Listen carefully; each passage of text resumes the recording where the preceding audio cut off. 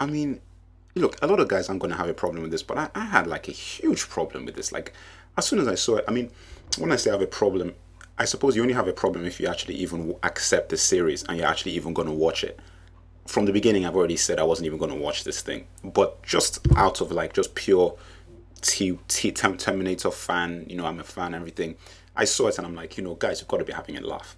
Lena Headey or whatever her name is. Look, I've got nothing against this actress. I don't know this actress. I saw her in 300, Ripley's Game, a few other movies here and there. She's been in the UK for a while, done TV, whatever, whatnot, whatnot. But excuse me, guys, people, have you looked at this lady?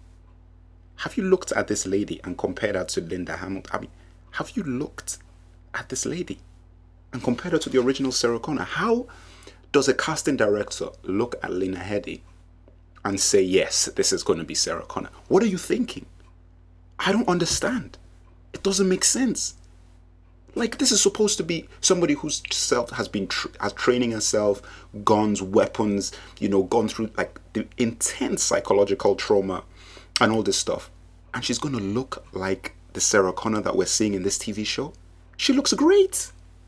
I mean, damn, if you're going to look that great after what you've been through, I think a lot of women should be going out and trying to have the same kind of experiences to look as good as she does. Because she looks bloody good. That's ridiculous. So I'm like, you're going to feed me some model, okay?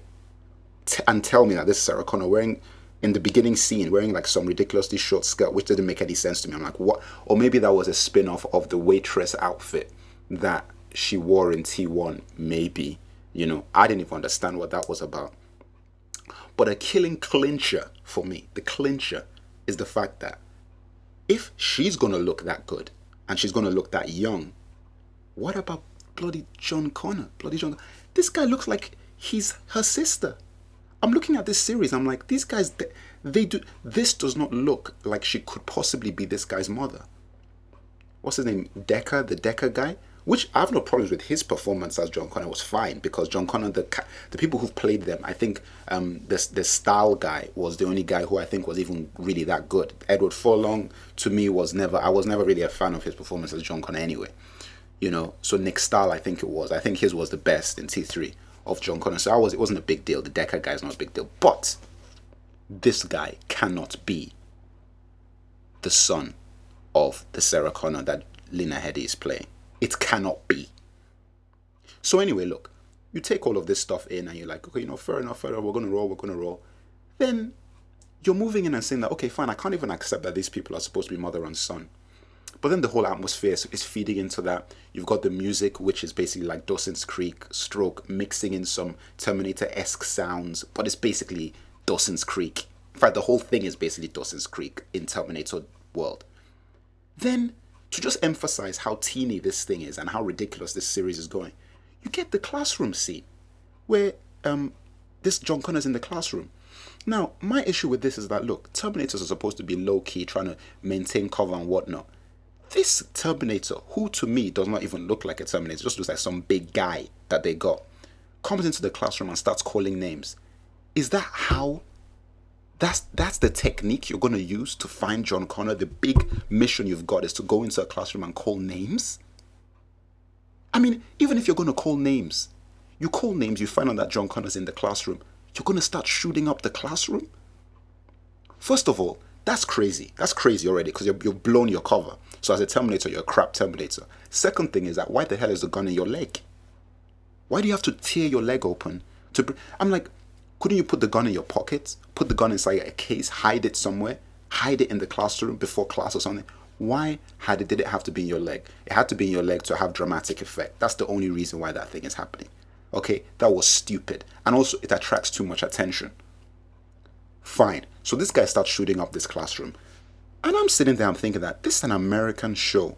In a world now where we've had Columbine, we've had all of these classroom school shootings. What executive or writer had the audacity to put a classroom shooting in a TV show for entertainment, where the guy, as he's walking out, says, class is over or whatever, or class dismissed? First of all, that's an insult. Second of all, another problem with the whole thing is that You should not be making jokes like that and making shows where you're having classroom shootings with kids and stuff after the kind of stuff that's been happening in recent memory in the United States of America. Okay? That is just ridiculous. So basically, you have that stuff. Fine. You want to now start, you're so desperate to get ratings. You're so desperate to get this thing on the ground that you're even going to start throwing in imagery like that. Fine. You know what I mean? You guys have no scruples. Fine. You've got a great franchise. You just want to milk it for every dime you've got, want to milk the fans, exploit the fans. Fine. Fair enough. Okay, let's just keep rolling. So now we take all of this nonsense that's already happened within the first, 30, 35, 40 minutes of this show. And I'm already starting to think that what model is this Terminator, this teenage Terminator girl, and the guy, the teacher stroke whatever Terminator that they sent back to kill John Connor? What model are these guys? Because we know that they sent back T-1000 and T2, okay, which was a more advanced model than T1, which was Arnold Schwarzenegger. So Robert Patrick was a liquid metal guy. Now, the Terminators that I was seeing in the Sarah Connor Chronicles, the guy and the girl, these guys were not liquid metal. Because if they were liquid metal, they would have been able to regenerate. So just on, basically, if you're trying to even struggle to accept all the nonsense that's already happened in this pilot, and accept that, okay, you know what, I'm just going to suspend my belief, just try and roll with this thing. You're looking at them like, wait a minute, these guys look like T1s. They're like all like the old model. Like when the guy pulled the gun out of his leg, he's just like a regular Terminator. It doesn't make any sense. Like, wait a minute, why would they send back a worse Terminator than they sent back with T-1000 that failed? At least in T3, it made sense to the point that at least they tried to send back an even more advanced Terminator than T-1000, which was liquid metal and could control all machinery and whatever. These guys are sending back Terminators after T-1000 that are actually worse. It doesn't make any sense. Because we saw this guy at the end of the Sarah Connor Chronicles thing, where he was walking back into the bank, and his head was all messed up, his face was messed up, and I'm like, this is like from T1. This guy's like an old model. Why is he even here? So, okay, fine. Okay, so that's another point. Okay, that's another point. Then another thing I'm also questioning is also, why is this guy's protector a teenage girl? Why? Why? I'll tell you why. It's because of casting. It's like these guys now who are making this show are like saying, you know what, we're just going to try and pull into all these demographics. We're trying to get, so we're going to cast this thing. It's teenage, it's young, it's fresh, it's looking good. We're going to put this girl in here, and she's like saying that I'm different. She's now eating. A Terminator's eating? Okay, she's more advanced, so she can eat. Cool. So she's eating crisps. A Terminator's eating potato chips or whatever. Doritos. Okay, got a Terminator eating Doritos now, and telling him that she's different. And I'll tell you what these guys are trying to pull off on us. They're trying to now have some kind of story arc whereby John Connor is probably going to fall in love with this teenage Terminator, and then we're going to have all these issues of, can you love a machine, or can a machine feel love, blah blah blah blah blah, like AI thrown in to make this thing feel extra deep or some nonsense like that. Mark my words, that's exactly what these guys are going to try and pull off here, which I think is just crazy. I'm like, what do they think Terminator actually is? Just because you own the rights. James Cameron was trying to actually create something here, guys.